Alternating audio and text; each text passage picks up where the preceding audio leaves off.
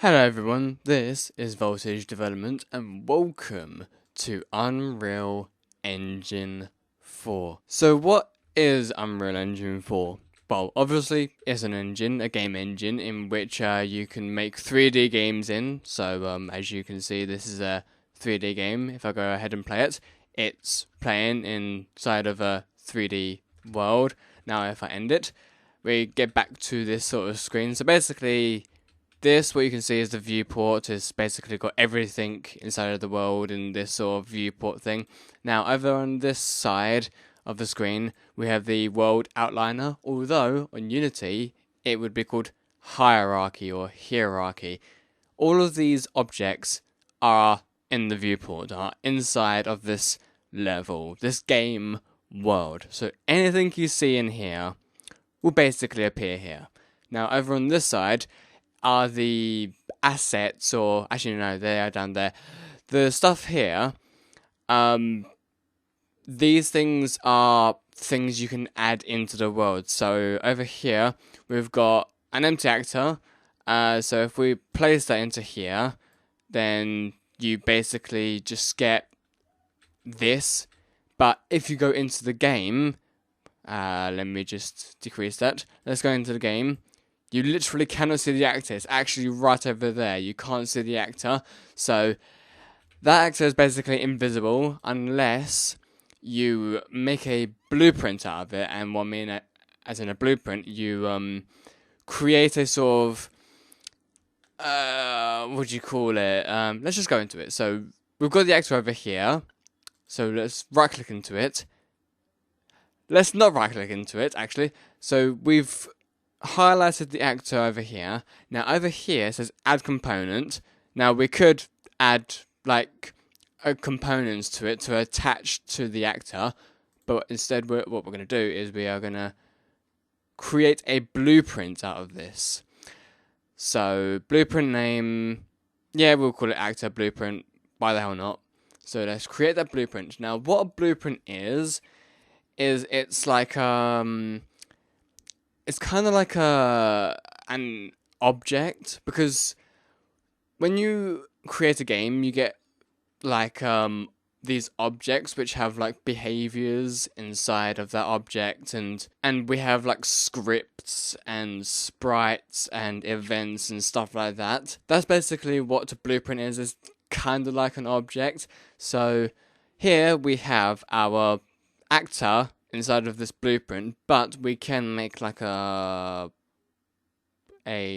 cube, and it's going to be that big. So when you do a compile, that basically means you're compiling everything you have done inside of the blueprint, and if it is safe or correct, then you are able to play with that blueprint inside of the game. But if anything is incorrect, then it's gonna like show up as red or yellow to say that something is wrong.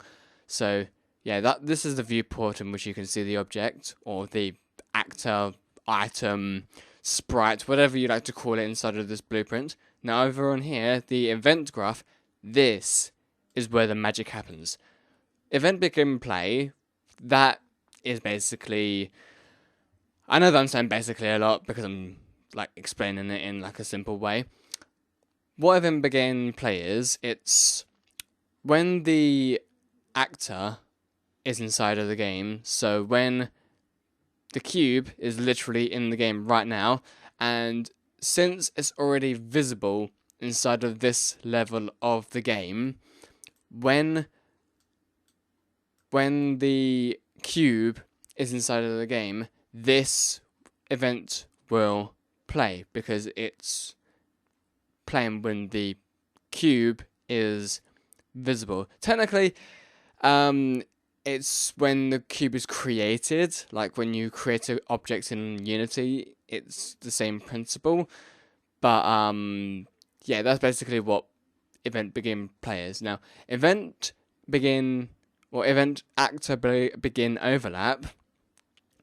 If your cube has no collision, so if you walk into it, you can go through it, this event will activate because you're overlapping the object you're walking right into. Event tick, well, like in Clickteam Fusion 2.5 or Multimedia Fusion or whatever, the event tick is the always event. This event will constantly happen every frame of your game. So when you're running your game, every second, every frame your game is playing, because your game plays in like 30 frames per second, so every single frame your game is playing, this event tick will trigger. So that is basically it of the events. Now, the construction script, it's like the event graph, but it's different because you can have different this is called a construction script, but it's technically a function, because down here we've got functions and construction script. So this one's already added in, just to, set an example of what a function is. But primarily what a function is if, let's say for example, we created another functions and call it just function 1 or something, it will appear there. We can have an input and an output. I might do like a video on how to explain that, well, in another video of course. But what we're going to do is, let's just say print string. Now what that's going to do is whenever this function is triggered, then it won't display a piece of text right in the middle of the screen. Because it's Unreal Engine, it will display a text literally at the very top left corner of the screen. And we're just going to call this Hello World or something like that. Now let's compile, but this is not going to actually display in our game yet. So what we need to do is go back to the event graph, and then let's say for example, actually hang on a minute, let's do an event begin overlap, actor begin overlap, sorry. Let's drag off this, because this is like a node where like you drag off, and for example, let's just have in function 1. There we go, call function 1, because it's calling the function from over there. There we go, so there we go. And now we need to make sure that there is no collision on the cube. So click on the cube, and now down here in the details of the properties of the cube, let's see if we can find collision. Is there collision?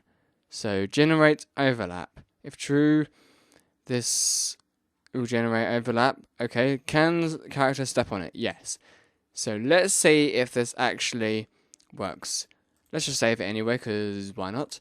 And now let's bring this cube to the bottom, or we could just press end. So okay, that's not how I wanted it to work. Let's just put this cube like right there, and now it displays in the world. So now if we go into the cube, it's gonna have collision.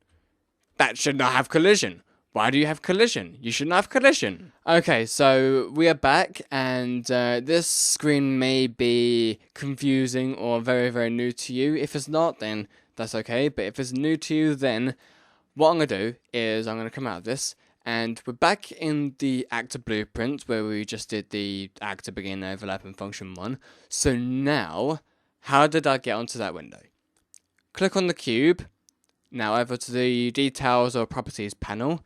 Go to the static mesh, and inside the square we've got this cube with like a texture on it.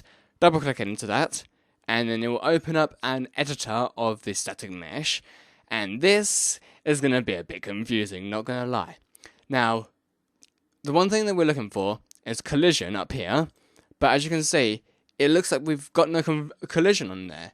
Now you would wonder, then how are we colliding with the object? Well, let's come out of that and look over to here, collision tab. And let's go over to here, remove collision. If we can actually highlight this, it means it has collision. If there is no highlighting on this, if the yellow highlight doesn't appear, then you don't have collision. So let's just remove that. So now go back into collision, and look, we have removed the collision. So now let's save that, and then come out of all of that, go back into the game, and now let's have a look. Let's just wait for the mouse cursor to go away. There we go. And now, it should be displaying on the screen. Why is it not? Okay guys, we are back, and forget about the actor. For some reason, the actor begin overlap will not work no matter what you do. I don't know why. It's worked before, so what I'm going to do is let's go into volumes and bring this out. And I've just learned this recently. A blocking volume is, let's just bring it into the level. And you know what? Let's just walk right into it, shall we? Walk right into it. This is a blocking volume. It's basically collision. It's invisible collision. Like, you could literally use this on a house or like a piece of wall or something. It's literally invisible collision. It's so bloody useful. So now, camera blocking, you don't need that. Kill Z volume. What that is if you put it below your level, so if you basically put it underneath your map, so like there, that will literally kill your player, and you will not be able to play your game until you respawn or restart your game, of course. Level streaming, we won't touch on that in a moment. Light mass, not yet. Nav mesh bounds. We're going to touch on that in another video, but for now, we're not going to do that yet. Post-processing, that allows you to control what you see on your screen. So, like, say, make it blurry, make it chromatic, you know, like the edges, the colors sort of degrading from each other, you know, the RGB effect. That's what the post-processing is. Trigger volume. Here we are, the trigger volume. So, let's go back into the level, and let's put a trigger volume here. So, right there. Now, you will not be able to see this in-game unless you actually go to your details panel down here for the trigger volume. Go down until you see, where is it? Okay, I thought it would be here. Wait, trigger volume. Wait, I thought it would be here. And this is not. Should be here. Okay, well apparently it isn't. I'm not sure why. But anyway, the character or your player is able to actually trigger events by going into this trigger volume. So what we can do is go into the blueprints up here, and then go into the open level blueprint.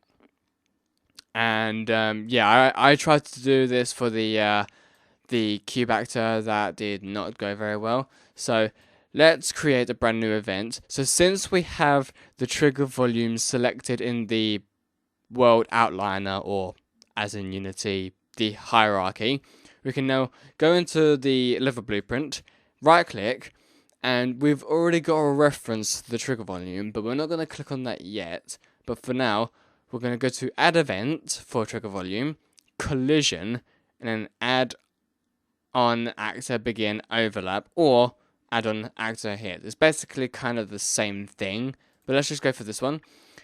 And now, let's just say we would like to Actually, what I can do is, if the player goes into the trigger volume, then we shall quit the game. There we go. Nice and simple. So let's just compile and save. Now let's play the game. And the trigger volume is literally right there. So if we go into it, the game closes. So that works. So let's just see if it prints a string. So print string, or you could print text. I'm not sure what the difference is, but let's just print out hello world again. Compile, save, and now play. Now let's go back into the trigger volume. And as you can see at the top right, left, it prints to the screen. Now this should have happened with the actor, but for some reason it didn't, and I'm not sure why. I've tried everything, but for some reason it just didn't work.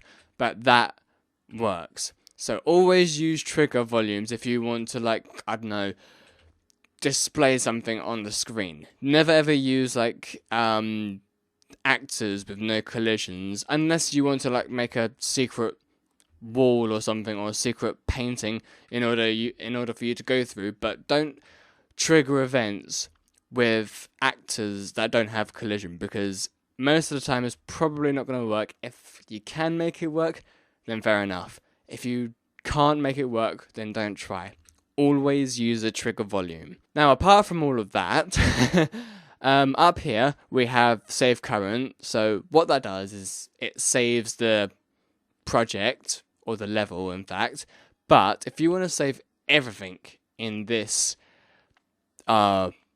entire project window thingy, then go to File, Save All, and then basically everything on your screen is saved.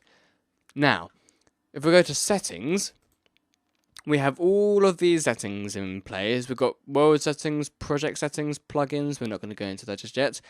And we've also got scalability. Now, that is to do with the resolution of how your game looks when you're playing. So if you want to like decrease your game's graphics or your resolution to increase the performance, here is a place. So the engine scalability settings is right here. We've got the view distance and everything. Now, if we put everything on high, then as you just saw, the scenery kind of changes. Now, if we go back into the game is going to look slightly... It's going to look slower because I'm, of course, using a computer which is not very good with graphics at the moment. But it does look improved than what it did look like before. So that is to do with the engine scalability settings. Now, the material quality level, don't touch. Unless you're making like a crappy game, like, I don't know, a PSX type of style game or something, don't even touch this. Preview, I don't touch this either. Real-time audio, let's not touch this at the moment. Everything else you don't really need to touch. But we've already explored the blueprints, and to access the level blueprint, all you have to do is click on blueprints and open level blueprint. Now, when you're accessing your individual blueprints inside of your level, you could find your actor and find the blueprint associated with that actor. So like Sky Sphere blueprint, there's a blueprint right there, and third person character. But you can also go to blueprints, open blueprint class, and you have a whole list of blueprints that are actually located in your content browser in these folders. And here we have the third person character, third person game mode, and third person overview, which you don't need to worry about. Okay, and now here is the content browser. So whatever you add to your game, like sounds, animations, blueprints, whatever the hell you add to your game, it will be added here. So the third person BP, the maps. So we've got the third person example map, which we are basically on right now. We've also got the starter content. Now, the starter content is very, very useful when you're starting out, because that's why it's called the starter content, because it's content given to you when you're starting out your game. And we've got these lovely folders which contain beautifully made models that you can just use for your game. So let's just say, for example, going to props, and we have all of these stuff. The door, we have door frame, we have a glass window. Wait, what? Is that real? Wait, what? Wait, what? That's actually real? Oh my god, I've never actually seen a glass window. How the hell do they make that? Anyway, we've also got a lamp ceiling. So, wait, what does that even look like? What? Oh, that's what it looks like. Oh, nice, mate. So this is a lamp ceiling. That's actually pretty cool. I like that. We've also got a lamp wall. Whatever the hell that is. We've got a pillar frame, another pillar frame, a rock, a shelf, stairs, statue. Basically the lot. And here, we've got all of the materials that associate with what we just looked at. So, let's go back into the start content, and let's go to particles. Now, all of this stuff is fantastic. So, let's just look at this over here. So, this is actually going to play an explosion. And watch. Let's go into the game. Look. It just happened. Actually, you know what? Let's put this right in front of our character. So, let's do this. And then over here. Is that right in front? Actually, that kind of is, isn't it? Yeah. As you can see, the explosion happened right there. Now, with the fire, we can just add it in over here. And look, we've actually got fantastic fire over here. Like, it's completely animated. We've also got sparks over here as well, which is completely animated too. See?